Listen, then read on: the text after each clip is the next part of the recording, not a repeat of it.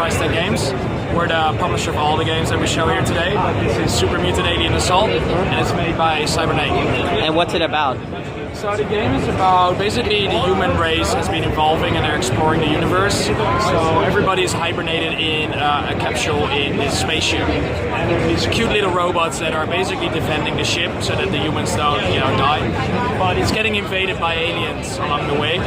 So you're, holding off these waves of aliens that are entering the ship. And how does the gameplay work? What do we use? Weapons, tactics, objectives? Alright, so it's basically inspired on Super Crane Box from Flambeer. So if you remember that game, it's all about quick pace action, you pick up new weapons, new explosives. So the thing here as well is that in different levels you got a main objective. So it could be, bring a canister from A to B on the map, and along the way you have to fight off the waves. But the main objective is, get these crazy over-the-top guns, hold off the enemy until you completed the mission, and then you move on to the next chapter. Each level consists of 3 chapters, and then you got one final boss at the end of the chapter. Okay. And what type of enemies will we be facing? Are they randomly generated, or do they come in a specific order? Sorry? Do enemies come in a specific order, or are they randomly? Oh no, so that's all random. You see, if you look at the screen, you see like gaps in the hull of the ship. So you know where they're spawning, but you don't know when. So it's basically quite random, but you kind of know where they're coming from. And what type of enemies would we expect? So it's all different types of enemies. It depends on which chapter you're on.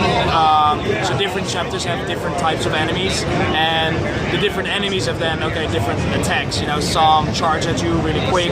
The other ones shoot different projectiles at you. So it's all randomized and different per level that you go through. And speaking of weapons, what type of weapons can we see in the game? So that's really cool. Actually, that's one of the major features of the game. Is just getting a lot of crazy weapons. So you got a little pogo stick that you can jump on and kill the enemies. You got a little jetpack that you can put on and fly while they're like flamethrowers coming out. You got a shotgun, magnum, like all kinds of crazy weapons. And what type of characters can we see? So currently the developer is working on introducing new characters. It's still a little bit under wraps. But the main thing that we currently have is just the little robots that are protecting, but expect more on that later on. And what type of soundtrack can we expect from the game? Because soundtrack is important. Yeah, so the main thing that the developer wanted to do here is like the crazy over-the-top dubstep kind of feeling. So just give you that rush the whole time, your adrenaline is pumping. So with dubstep, that definitely connects really well with the feeling that we want to convey. So expect a lot of those tunes in the game. And in terms of difficulty, I played a little of the game and it was insanely hard. Yeah. Do you have options to give players who are less skilled an opportunity? Yeah, so you can tune down the difficulty level. You can also tune down that you, for example, only lose half your life when you get damaged, or that you start with more life or with more weapons and ammo. So there are definitely some options in the game to make it easier and harder depending on the skill level of the player.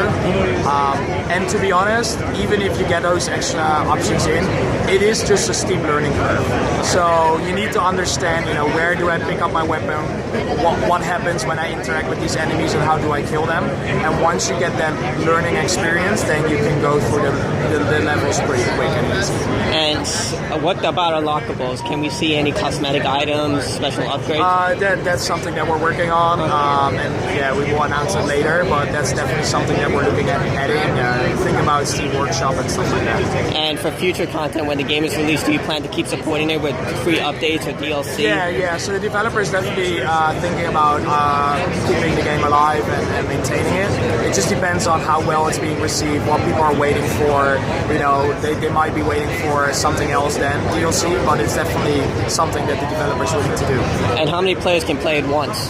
It's up to 2 players. Online and local? It's only local at the moment. Only local. Online is something that he's thinking about, but again, it kind of depends on the development schedule. At the moment, we're definitely working on bringing the game to consoles first. So it's in early access right now, and we're thinking about fully releasing it on one of the console platforms, and then on Steam, probably around April, May. Okay, and one last time, what is the game, and when can we expect it released? So it's currently on Steam Early Access, and we're thinking about releasing the full version on one of the console platforms and Steam in April, May. All right, thank you. Cool. All right, thanks. Thanks, man. All right.